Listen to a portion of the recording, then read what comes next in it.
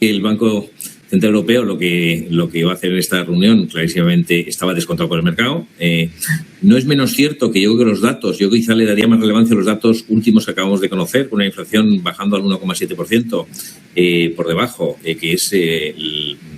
a niveles de septiembre del 24, o la COR 2,2, que está de niveles de octubre del 21. Yo creo que esto ya empieza a ser elementos, vamos a decir, que de alguna forma distorsionan esa especie de visión tan tranquila que tiene el Banco Central Europeo. Ellos nos han dicho que van a ir dato a dato. Yo estoy totalmente de acuerdo con Francisco que van a tener que ir haciendo una valoración de estos datos, porque al final también coincido con Bosco que uno de los elementos de preocupación es la fortaleza del euro. Es decir, al final todo el mundo sabemos que una fortaleza del euro te trae menos inflación,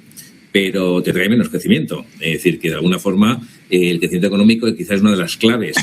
en las que están fijándose el Banco Central Europeo. Y si en algún momento empiezan a haber ciertos riesgos de que ese crecimiento no llegue, y estamos viendo que es verdad que los pedidos de Alemania han sido fuertes, pero también hemos visto que el último dato del consumidor ha sido en negativo, ¿no? Es decir, que yo creo que ahora mismo es como si hacemos un símil. Yo creo que el Banco Central Europeo estaba bajando tranquilamente el río, con una corriente a favor, muy tranquila, no hay viento, y de repente está viendo que como que hay ciertas corrientes que le están moviendo un poco la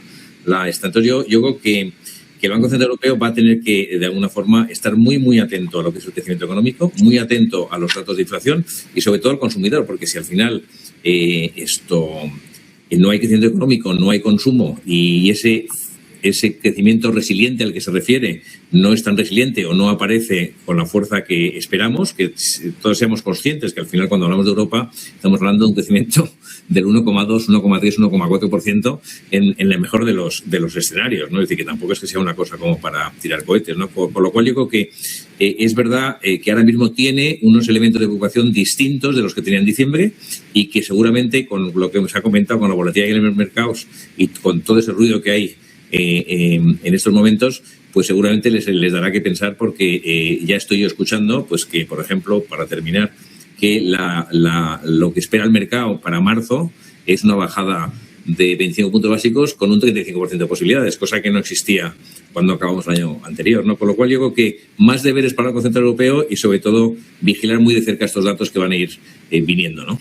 Que ya el año pasado la FED clarísimamente cambió de inflación a crecimiento, crecimiento y empleo, y está enfocada ahí. Es decir, que yo creo que la FED, es verdad que todavía le quedan balas en la recámara más que a los europeos, pero nosotros creemos que no se van a utilizar a no ser que vean realmente un deterioro claro del mercado de trabajo y de tema de crecimiento. No olvidemos que si hay algo que nos ha sorprendido en los últimos años a todos los que estamos aquí y a todos los que nos escuchan o nos ven, es la resiliencia de la economía americana, ¿no? Sigue creciendo a niveles por encima del 5% nominal, ¿no? Es decir, que es una barbaridad, y eso está sostenido por un consumidor que parece, según los datos que nosotros manejamos, pues ya no tiene esos niveles de ahorro que venían desde la pandemia. Es decir, de hecho, yo creo que se ha fundido, está viviendo a crédito, y es quizás el elemento quizá que más nos preocupa, que más estamos mirando, ¿no? Es decir, pero nosotros vemos que la FED seguramente, si ve deterioro, y Francisco lo ha dicho muy bien, es decir, que al final necesitamos ciertos datos que de alguna forma corroboren que existe ese deterioro en el mercado laboral. Si es el caso, clarísimamente yo creo que la FED no va a tener más remedio que bajar tipos. No olvidemos también un tema que yo creo que es importante tener en la cabeza, y es que el tipo neutral en Europa, nos lo dijo Lagarde en diciembre, está entre el 1,75 y 2,25. Fue una sorpresa, porque teóricamente todo el mundo asumía que era el 2, pero ya ha dejado ahí un poco de flexibilidad. Pero los tipos neutrales en Estados Unidos están más cerca del 3. Es decir, que todavía queda espacio para llegar a ese nivel de neutralidad, ¿no? Con lo cual, nosotros no vemos bajadas inmediatas, pero sí, igual que con el Banco Central Europeo, la FED va a estar mirando dato a dato, y como vea un mínimo signo de debilidad en crecimiento económico o en empleo, yo creo que no le va a temblar la mano para empezar a bajar tipos, Y eso, que unido a que la inflación en Estados Unidos no está siendo tan benigna, Estamos hablando de que seguramente acabarán el año 26 por encima del 3%, pero bueno, ahí parece que, como he dicho anteriormente, se va a fijar más en crecimiento que inflación, y la inflación tiene un poco más de vamos a decir, de flexibilidad desde el punto de vista de rango, ¿no? Pero bueno, nosotros lo vemos vemos que esa economía americana va a seguir muy resiliente, y luego no olvidemos también otro dato muy importante, y es que tenemos las elecciones en noviembre, ¿no? Y yo creo que el señor Trump va a pasar de ser MAGA, es decir, de hacer América grande otra vez, a MAFA, que va a ser, vamos a hacer que América sea,